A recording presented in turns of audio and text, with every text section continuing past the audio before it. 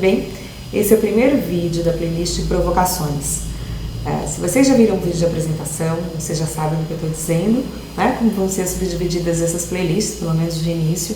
E se vocês não viram, dêem uma olhadinha aqui embaixo, vê aqui o vídeo de apresentação, e aí vocês vão entender um pouquinho melhor. Esse vídeo, na realidade, ele seria do Criatividade, do playlist.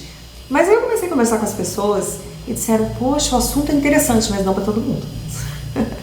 Por quê? Eu estava falando sobre física quântica. E eu acho que isso tem tudo a ver com criatividade, tem tudo a ver com a vida em geral. Mas ficou um pouquinho mais genérico para algumas pessoas, para a conceituação de algumas pessoas.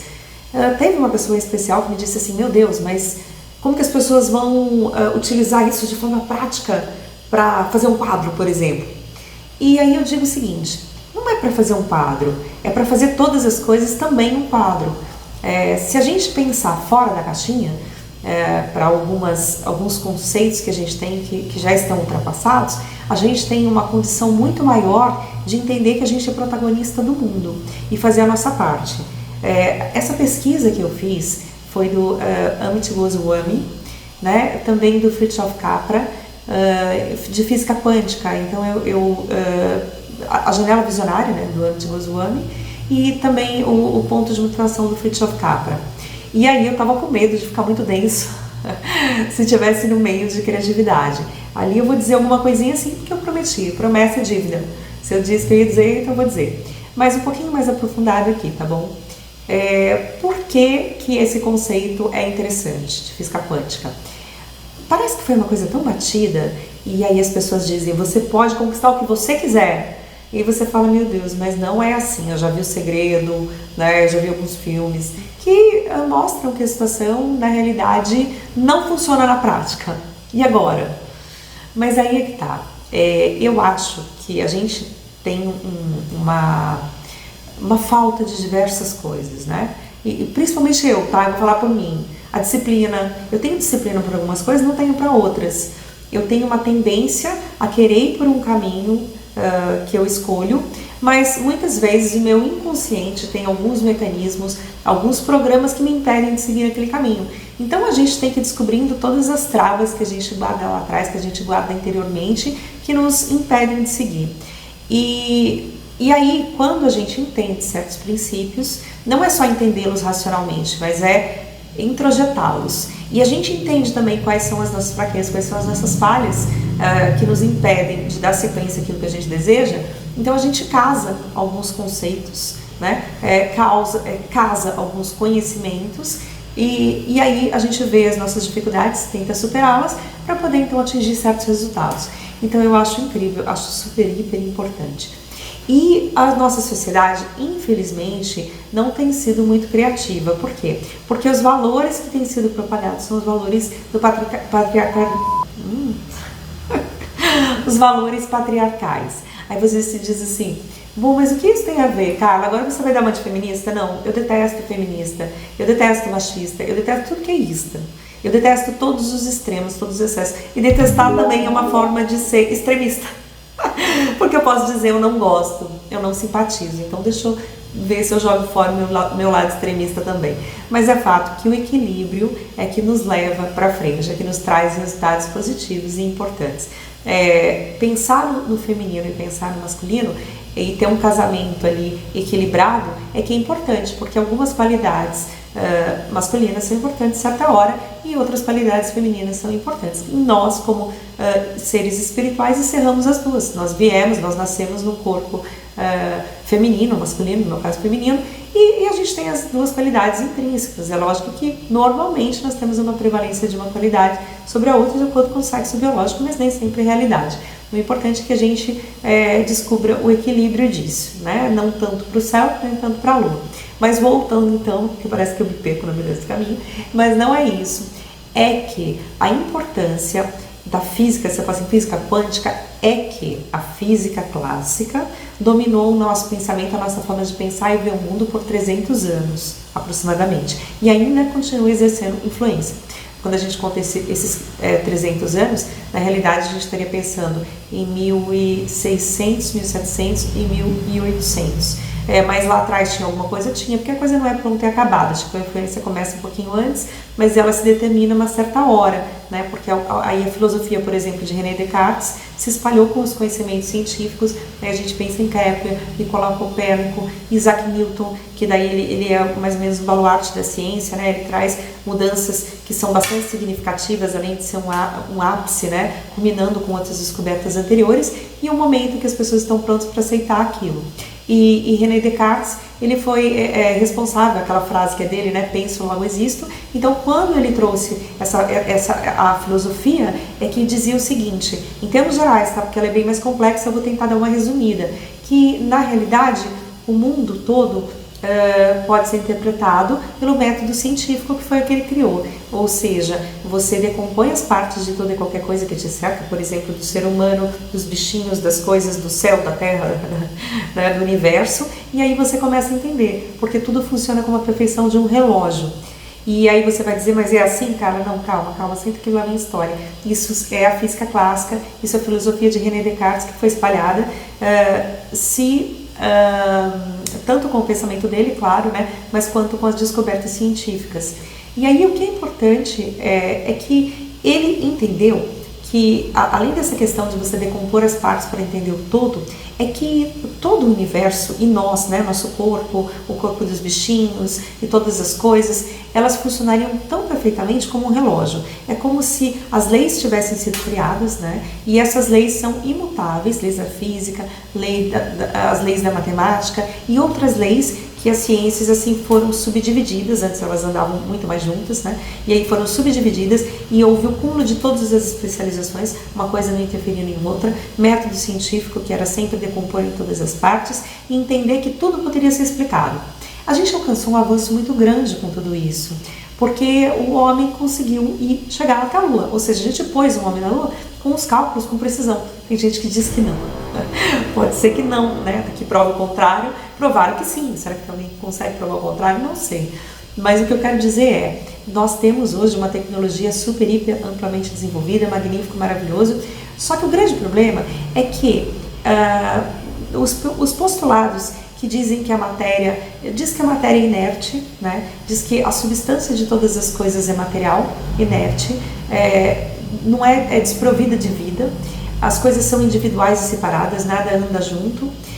Você tem, por exemplo, esse copo aqui, né? Esse copo é uma matéria, uma substância que é uma substância morta, uma substância que não tem ligação com nada em nenhuma das coisas.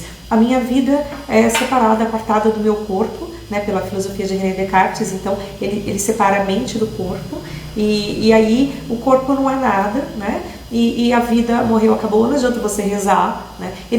Por incrível que pareça, René Descartes até acreditava em Deus, só que a filosofia lá na frente, a ciência, foi descurando um pouco disso e disse que não adiantava porque está tudo certo, pronto, acabado, já existem as leis, né, que regem o universo e a energia nunca se perde, ela se transforma, então Deus não iria colocar leis novas aqui, tá? Então é um mundo material, objetivo, individualista, onde todas as coisas são separadas umas das outras, uma não influencia a outra, onde tem um princípio da continuidade, tem também a questão do tempo e do espaço, e é tudo tão ordenado, tão certinho como um relógio ou como um autômato, porque na época estava muito em voga essa questão do autômato, né, que são tipo aqueles pseudo-robôs, né, talvez os tataravós dos robôs que estão vindo por aí, e que eles ficavam fascinados também com o relógio, né, com a precisão das coisas e com a possibilidade de avanço que realmente vieram.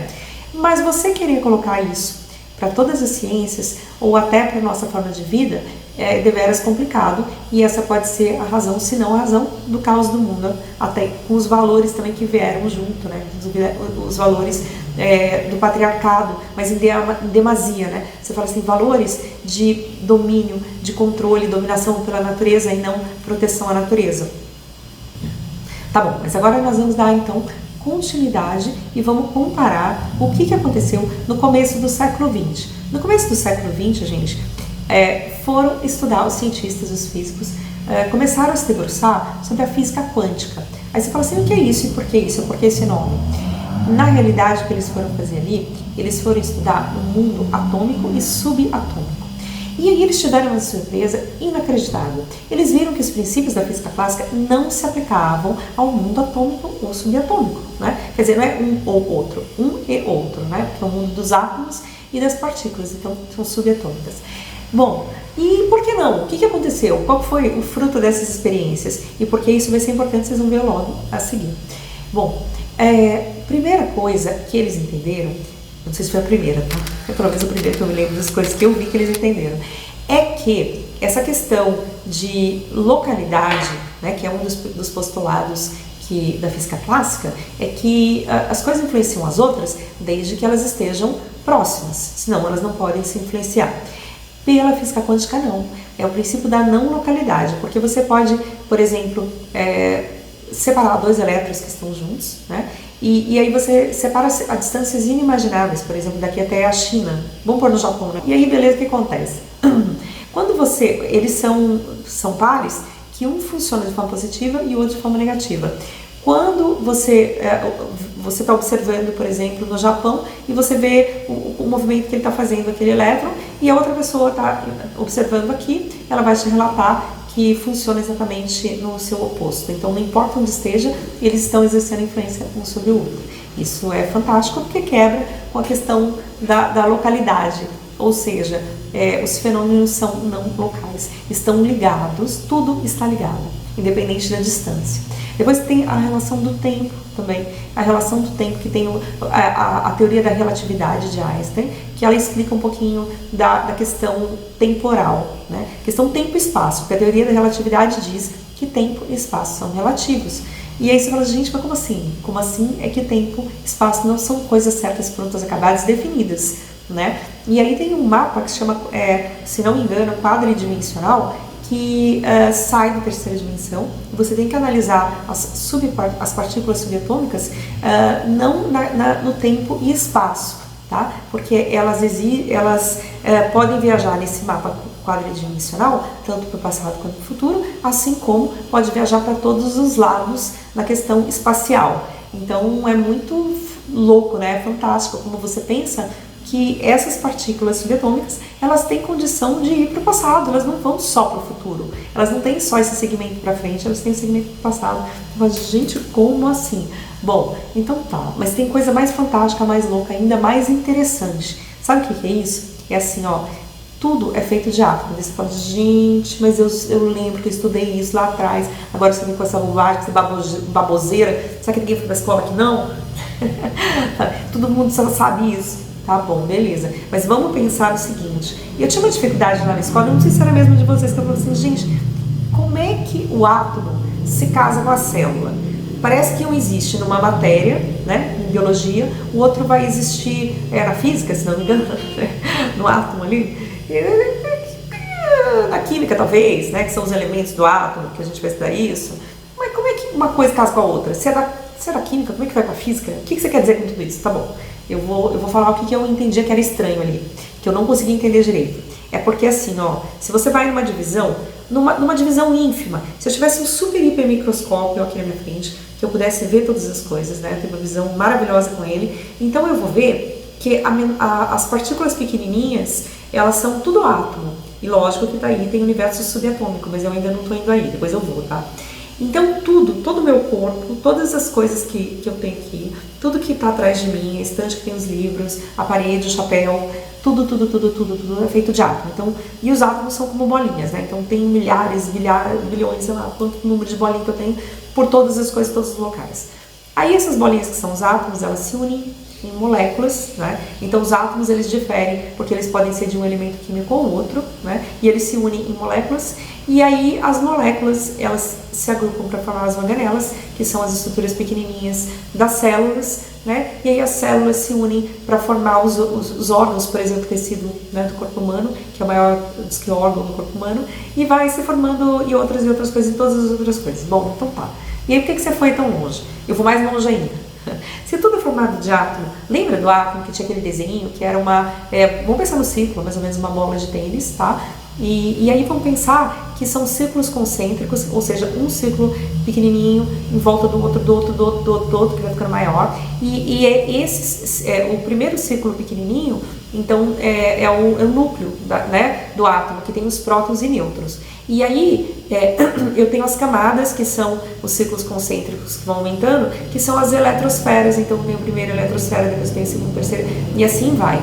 Cada átomo, eu tenho, na eletrosfera, em cada eletrosfera, eu tenho um elétron, né? E ele, lembra que a gente tentava achar em qual casinha ele era mais provável de ser encontrado?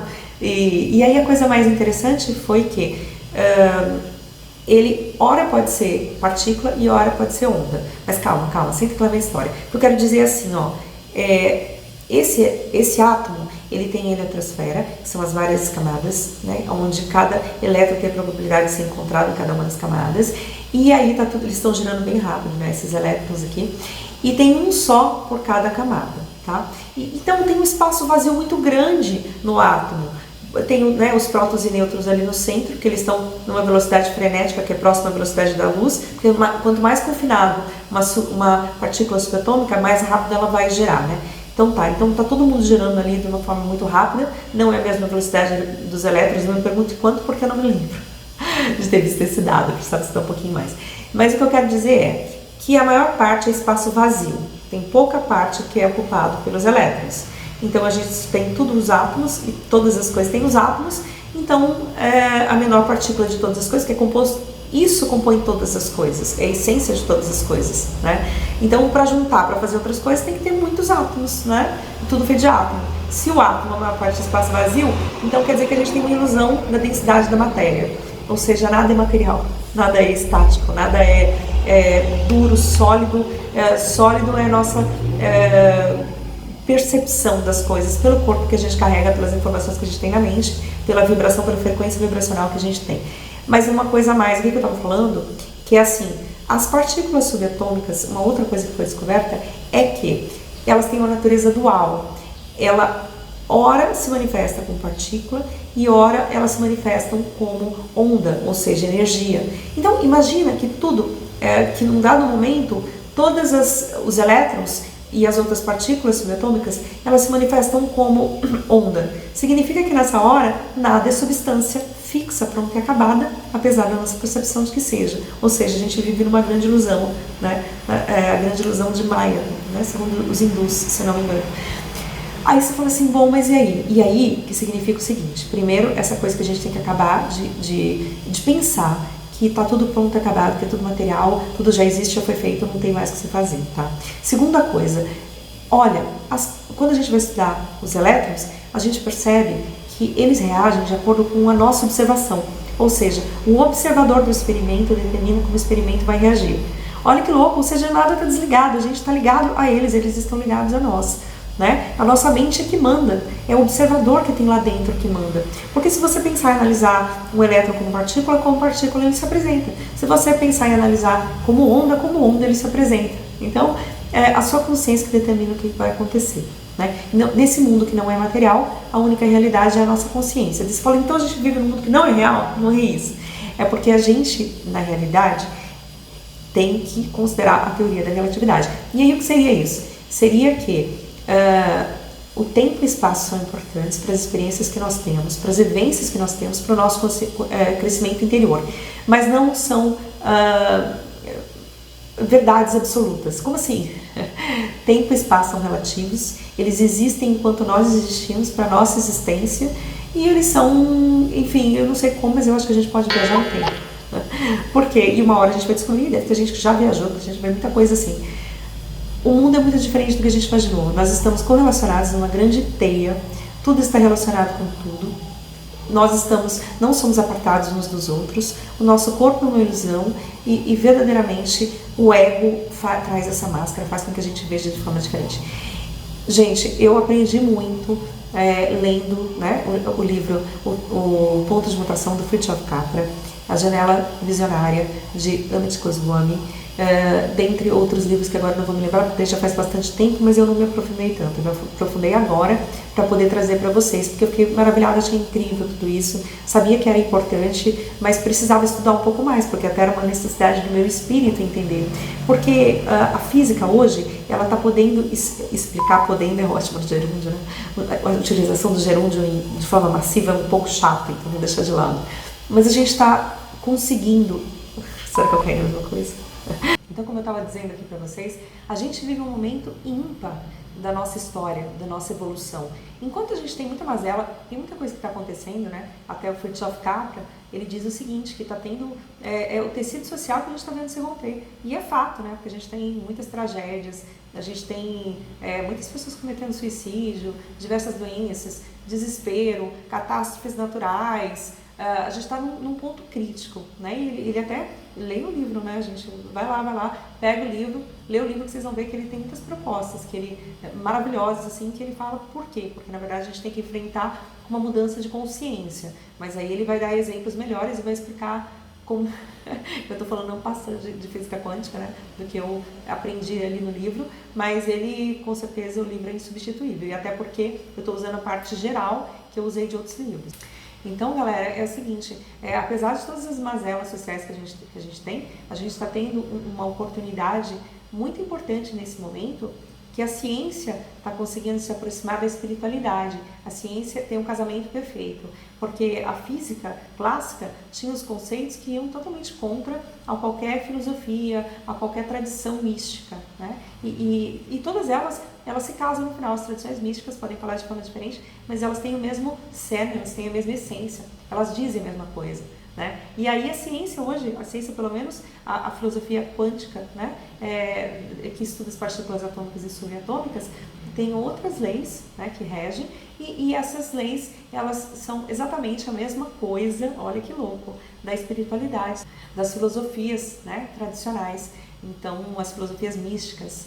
E isso, então, o que nos possibilita? O que pode alterar a nossa vida? Alterar a nossa percepção e fazer com que a gente entenda que a gente é perfeito, que nós estamos num corpo que pode ser imperfeito, numa realidade temporária, que não tem uma essência, uma substância verdadeira. Aí você fala assim, a substância que nós temos, ela é perecível e nós é que mandamos com o observador, com a nossa mente, nos fenômenos. Aí você fala, tá bom, mas isso não acontece na prática. Não acontece porque a nossa forma de entender o mundo não é disciplinada desse jeito. A gente acha que não tem influência nenhuma sobre nada. E aí o que acontece é que verdadeiramente a gente vive à mercê de quem está exercendo essa influência. A partir do momento que você assume as rédeas da sua vida, que você começa a entender que, por mais que você descubra isso também, você vai ter que ir galgando vários degraus, eu, você, todo mundo, para que a gente consiga ter um maior poder sobre o meio. Mas poder sobre nós mesmos é o verdadeiro poder, né? Entender e mudar a nossa vibração, mudar as nossas ideias condizentes com a realidade que a gente vem buscando há muito tempo, há milênios, e entender de fato. E aí desconstruir o que não é legal. Você fala assim, eu não vou desconstruir o que teve de avanço na física, na ciência, não vou deixar de ter gratidão por tudo que a gente conquistou com, né, a humanidade, mas a gente tem que ver que aqueles princípios não vão se aplicar para a nossa vida, né? Não vão se aplicar, que eu digo pelo menos, para o entendimento do que nós somos feitos, para o entendimento de que morremos e acabamos, né? Que a matéria, ela comanda a vida, que a vida seria um epifenômeno da matéria, não é? Ao contrário, a matéria é um epifenômeno da vida, né? Então ela vem depois, ela vem porque nós quisermos ter uma experiência aqui e agora, tá? Porque o nosso nível de consciência é esse, a gente está na Terra, mas a gente está com uma possibilidade de evolução sem igual. E quando a gente vai criar, quando a gente vai fazer as coisas, vai fazer um quadro, você fala qual o valor de tudo isso, então, da física quântica para o artista? É um valor sem igual, porque se você para de pensar que o que você faz não importa, o que você faz importa sim. Você é a diferença no mundo, a sua consciência. Eu não estou até dizendo de uma forma egóica, mas nós temos o ego, né, para disciplinar muita coisa, para ajudar, para a gente funcionar nesse mundo. Nós não somos desligados uns dos outros, o que nós fazemos importa, o que agride o meu irmão também me agride, o que eu faço de bom para os outros também me faz bem, né? Então, cuidando do meu jardim, produzindo coisas boas, fazendo quadros maravilhosos, muito bem feitos, fazendo trabalhos lindos, que podem melhorar a vibração do planeta, podem melhorar a minha vibração, a vibração de quem me cerca, vai melhorar não só como se fosse efeito dominó, aquelas pessoas que receberam uma coisa boa, que vão influenciar outras, mas também as pessoas que eu até não vejo, porque a minha vibração tá boa e ela tá repercutindo no meio, como as ondas que eu espalho, né? Como antenas que nós somos, que nós recebemos, e depois como multiplicadores daquelas energias. Então, estudem, façam. Se você gosta de arte, faça. Aprenda as cores, aprenda e reaprenda sempre mais. Faça tudo que faça bem para o teu espírito, que não te prejudique nem prejudique os outros, né? Que quem está aqui provavelmente é artista, gosta de arte. Produza o que tem dentro de você, é único. O que tem dentro de você, o que tem dentro de mim, o que tem dentro de nós todos é único, porque a gente tem a questão da unicidade, né? A gente dá um colorido todo especial que a gente recebeu de presente, então a gente tem que dar de presente de volta, produzindo coisas fantásticas para ajudar na verdadeira essência da arte, ou seja, purificar o ambiente, trazer vibrações melhores, se alimentar dessa energia que a gente trouxer e alimentar quem está ao nosso redor, tá bom? Então é isso. Eu espero que essa parte de filosofia tenha ajudado, tenha auxiliado, tenha trazido boas, ótimas vibes e que auxilie muito na produção de vocês. Um super beijo, namastê, fiquem com Deus. Meu Deus interior reconhece seu Deus interior e a sua centelha divina. E eu me despeço então desse vídeo, do primeiro vídeo do playlist de provocações. Beijos, beijos, até mais. A gente se vê no próximo vídeo.